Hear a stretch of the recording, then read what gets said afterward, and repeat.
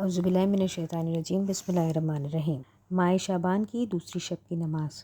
رسول خدا صلی اللہ علیہ وآلہ وسلم نے فرمایا، جو شخص شب دوسری شعبان 50 رکعت نماز ادا کرے، دو دو رکعت کر کے، جس کی ہر رکعت میں ایک ایک مرتبہ سورہ الحمد، سورہ توحید، سورہ فلق، سورہ ناس کی تلاوت کرے، تو خداوند کریم کاتبین کو حکم دے گا کہ 1 سال تک میرے اس بندے کی کوئی برائی نہ لکھیں، اور خدا آسمان اور زمین والوں کی عبادت میں اس کے لیے ایک حصہ رکھے گا۔ اور قسم اس ذات کی کہ جس نے مجھے برحق کے نبی بنا کر بھیجا، اس رات صرف بخت یا منافق یا فاجر قیام یعنی اس نماز سے دور رہیں گے۔ اور رسول خدا نے اس رات کی بہت فضیلت بیان کی ہے۔ شعبان میں دوسرے دن کا روزہ۔ رسول خدا صلی اللہ علیہ وآلہ وسلم نے فرمایا، جو شخص ماہ شعبان میں 2 روزے رکھے، اس کی وہ برائی مٹا دی جائے گی جو ہمیشہ جہنم میں رکھنے کا سبب بنتی ہے۔